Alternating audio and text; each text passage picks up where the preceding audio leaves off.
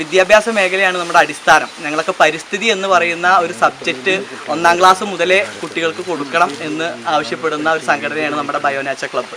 കാരണം എന്താ വെച്ചാൽ അതിൻ്റെ പ്രാധാന്യം ഇവിടെ പറഞ്ഞ പോലെ ഒരു ദിനാചരണത്തിൻ്റെ ഭാഗമായി ഒതുങ്ങി നിൽക്കേണ്ടതല്ല നമ്മുടെ വനം പരിസ്ഥിതി ദിനം. ഇപ്പം തന്നെ നമ്മളിവിടെ ഇരുന്ന സമയത്ത് തന്നെ ഞാനിവിടെ ഇതിൻ്റെ തൊട്ട് മുകളിലൊരു പരുന്ത്, ഇവിടെ എപ്പോഴും കണ്ടുവരാത്തൊരു പരുന്താണ്, പുള്ളിപ്പരുന്താണ്. അപ്പം അധികം ഇവിടെ കാണാത്തതാണ് നമ്മളിവിടെ കണ്ടത്.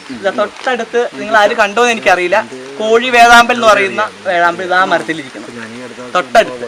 ഇപ്പൊ നമ്മുടെ ചേലയാണോ അതോ മറ്റേതാണെന്ന് അറിയില്ല, അതിന്റെ മുകളിൽ കോഴി വേഴാമ്പൽ ഇരിക്കുന്നത്. ശ്രദ്ധിച്ചു കഴിഞ്ഞാൽ നമുക്ക് അറിയാൻ പറ്റും.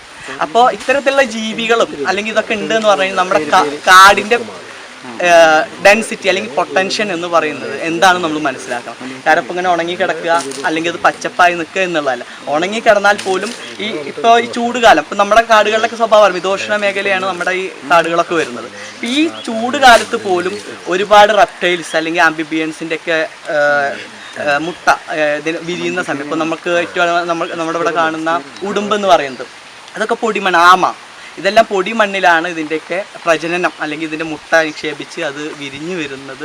ഇത്തരത്തിലുള്ള കാലാവസ്ഥയിലും നോർമലായിട്ടുള്ള ടെമ്പറേച്ചർ വേണം. അപ്പോൾ നമ്മുടെ കാലാവസ്ഥ വ്യതിയാനം ടെമ്പറേച്ചറൊക്കെ കൂടി കഴിയുമ്പോൾ എന്താ സംഭവിക്കുക, ഇതിൻ്റെയൊക്കെ ഇപ്പോൾ മുട്ടയാണെങ്കിൽ നമ്മൾ ഇൻക്യുബേറ്റ് ചെയ്യുന്നുണ്ട്. നമ്മൾ ഇൻക്യുബേറ്റ് ചെയ്യുമ്പോൾ 21 ദിവസം ക്രമാതീതമായിട്ടുള്ള ഹ്യൂമിഡിറ്റിയും അതുപോലെ തന്നെ അതിന് വേണ്ട കാലാവസ്ഥ സൃഷ്ടിച്ചുകൊണ്ടാണ് നമ്മൾ ആർട്ടിഫിഷ്യലായിട്ട് നമ്മൾ ഇൻക്യുബേറ്റ് ചെയ്യുന്നത്. കോഴിമുട്ടയാണെങ്കിലും താറാവാണെങ്കിലും ഏത് എഗ്ഗാണെങ്കിലും. അപ്പോൾ ആ ഒരു സാഹചര്യം നമ്മുടെ പരിസ്ഥിതി തന്നെ സ്വാഭാവികമായിട്ട് ഈ കാലാവസ്ഥ കൊണ്ട് ക്രിയേറ്റ് ചെയ്തിട്ടുണ്ട്.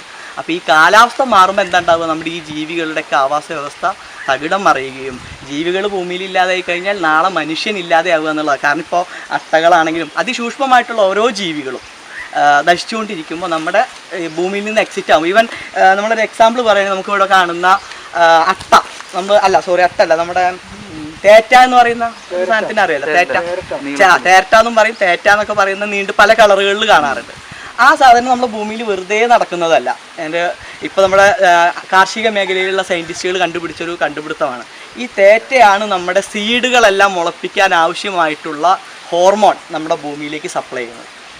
ഈ തേറ്റയിൽ നിന്നാണ് ഈ തേറ്റ സഞ്ചരിച്ചുകൊണ്ടിരിക്കുമ്പോൾ അതിൻ്റെ പ്രത്യേക ഒരു ദ്രാവകം നമ്മുടെ മണ്ണിലേക്ക് പോകുക എന്ന് പറയുന്നത്. അപ്പോൾ നമ്മുടെ കൃഷിയിടങ്ങളിലൊക്കെ ഈ തേറ്റ ഉണ്ടാവുമ്പോൾ ഇന്ന് നമ്മൾ എന്ത് ചെയ്യും, ഈ തേറ്റയിൽ നിന്ന് അല്ലെങ്കിൽ ഈ തേറ്റ റിസർച്ച് ചെയ്ത് അതിൽ നിന്ന് ഉൽപ്പാദിപ്പിക്കുക, വ്യാവസായികമായിട്ട് ഉൽപ്പാദിപ്പിക്കുന്ന രാസവസ്തുക്കൾ ഉപയോഗിച്ചുകൊണ്ടാണ് നമ്മൾ ഇന്ന് വിത്തുകളൊക്കെ മുളപ്പിക്കുന്നത്. ഇപ്പോൾ നെൽവിത്താണെങ്കിലും ശരി, മറ്റു കാര്യങ്ങളാണെങ്കിലും ഒക്കെ അത് സൂക്ഷിച്ച് വെക്കുന്നതൊക്കെ ഈ ഹോർമോൺ ചേർത്തിട്ടാണ്, അല്ലെങ്കിൽ ഈ ഒരു പ്രത്യേക ലായനിയിൽ മുക്കി ചെയ്യുന്നതുകൊണ്ട് അല്ലെങ്കിൽ ഡ്രൈ ആയിട്ട് പൗഡർ ചേർത്ത് ചെയ്യുന്നതുകൊണ്ട്. അപ്പോൾ ഇതൊക്കെ നമ്മുടെ പ്രകൃതി നമുക്കായിട്ട് തന്നിട്ടുള്ള ഒരു സാഹചര്യമുണ്ട്. അപ്പോൾ നമ്മളതിനെ കാത്തു സൂക്ഷിക്കണം. പിന്നെ നമുക്ക് കാട്ടുതീ എന്ന് പറയുന്ന ഒരു വിപത്താണ് നമ്മുടെ ഏറ്റവും വലിയ ഒരു ഇത്. കാരണം നാട്ടിൽ നമ്മൾ പരിസ്ഥിതി ഒന്നും പറഞ്ഞിട്ട് കാര്യമില്ല, കുന്നിടിക്കലും തൂർക്കലും നമ്മുടെ നിത്യോപയോഗം പോലെ നിലനിന്നുകൊണ്ടിരിക്കുന്ന ഒരു അവസ്ഥയാണ്. അത് ഏത് രാഷ്ട്രീയ പാർട്ടി അധികാരത്തിൽ വന്നാലും ആര് വന്നാലും പരിസ്ഥിതി എന്നുള്ളത്. പിന്നെ വനമാണ്. നമ്മളിപ്പോൾ എന്തെങ്കിലും ഒരു പരിപാടി ഉണ്ടായി, ഒരു ആദിവാസി സമരം ഉണ്ടായി, അപ്പോൾ നമ്മൾ ഏതാ കൊടുക്കുക, ആദ്യം നമ്മുടെ വനഭൂമിയാണ് പതിച്ചു കൊടുക്കുക.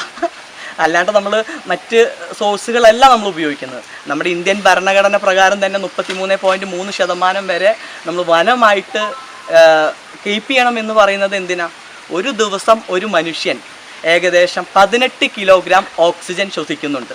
നമ്മൾ വീട്ടിൽ ഗ്യാസ് കാശ് കൊടുത്ത് മേടിക്കുന്നുണ്ട്, ഇലക്ട്രിസിറ്റി കാശ് കൊടുത്ത് മേടിക്കുന്നുണ്ട്, വെള്ളം കാശ് കൊടുത്ത് മേടിക്കുന്ന വീടുകളുണ്ട്.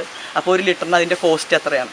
അപ്പോൾ ഒരു ദിവസം നമ്മൾ ഉപയോഗിക്കുന്നത് ഈ പ്രകൃതിയിൽ നിന്ന് ഒരു ചെലവും ഒന്നും നമ്മൾ കൊടുക്കാതെ, ഒരു ടാക്സും കൊടുക്കാതെ, ഒരു കാശും കൊടുക്കാതെ നമ്മുടെ ജീവൻ നിലനിൽക്കുന്ന, നമ്മുടെ മാത്രമല്ല ഈ ഭൂമിയിലുള്ള സർവ്വചരാചരങ്ങളുടെയും ജീവൻ നിലനിൽക്കുന്നതിന് ആവശ്യമായ ഓക്സിജൻ 18 കിലോഗ്രാം നമ്മൾ ഉപയോഗിക്കുന്നുണ്ട് ഒരു ദിവസം.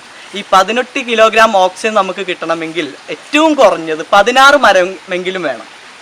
16 വൃക്ഷമെങ്കിലും ഉണ്ടെങ്കിലാണ് ഒരാൾക്ക് ശ്വസിക്കാൻ ആവശ്യമായിട്ടുള്ള ഓക്സിജൻ കിട്ടുന്നത്. നമ്മളിപ്പോൾ വെന്റിലേറ്റ് ചെയ്ത് കഴിഞ്ഞാൽ ഒരാൾക്ക് കൃത്രിമ ശ്വാസം കൊടുക്കുന്ന ഹോസ്പിറ്റലിൻ്റെ കാറ്റഗറി അനുസരിച്ച് 1 മണിക്കൂർ 3000-4000 രൂപയാണ്. കൃത്രിമമായിട്ട് നമുക്ക് ജീവൻ നിലനിർത്താൻ ആവശ്യമായിട്ടുള്ള പ്രാണവായു ഓക്സിജൻ പാർലറുകളുണ്ട്. ചൈന പോലുള്ള വലിയ ഓക്സിജൻ പാർലറുകൾ തന്നെ.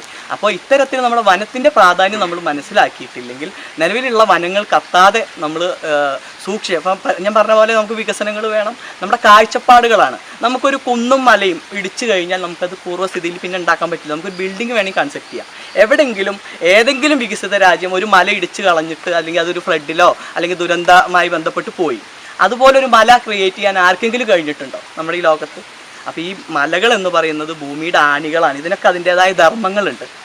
സോയിൽ പൈപ്പിംഗ് സിസ്റ്റം സംഭവിച്ച മലകളുണ്ട് പ്രകൃതിയുടെ, അത് വേറൊരു രൂപാന്തരം പ്രാപിക്കുന്നു. അങ്ങനെ ഒരു വ്യത്യസ്ത മേഖലയാണ് അത്. കാരണം നമ്മൾ ചെറിയ ഒരു കാര്യം പോലും ശ്രദ്ധിക്കാതിരുന്നു കഴിഞ്ഞാൽ നമ്മൾ പോകുന്നത് വലിയൊരു അപകടത്തിലേക്കാണ്. അസാഡ് എന്നാണ് പറയുന്നത്. നമുക്ക് ദുരന്തം ഉണ്ടാവുന്നതിന് മുമ്പ് ആ പ്രദേശം നമുക്ക് വീക്ഷിച്ചു കഴിഞ്ഞാൽ അവിടെ ദുരന്തം ഉണ്ടാവാനുള്ള സാഹചര്യമുണ്ട് എന്ന് നമുക്ക് വിലയിരുത്താൻ കഴിയും.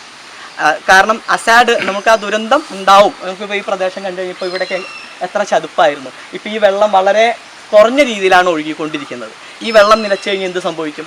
നമുക്കിവിടെ ഇതിനോട്ട് താഴോട്ട് ഒഴുകുന്ന ഇൻഡിജിനസ് ആയിട്ടുള്ള നിരവധി ജീവജാലങ്ങൾ, നമുക്ക് കണ്ണുകൊണ്ട് കാണാൻ പറ്റുന്നത് പരിമിതമാണ്. എന്നാൽ കണ്ണുകൊണ്ട് കാണാൻ പറ്റാത്ത ആൽഗകളും അതുപോലെ തന്നെ കുറേ ഒന്നും പറയാം ഇൻഡിജിനസ് ആയിട്ടുള്ള നമ്മുടെ മത്സ്യങ്ങൾ, എത്ര മത്സ്യങ്ങളുണ്ട് നമ്മുടെ ഇവിടെ.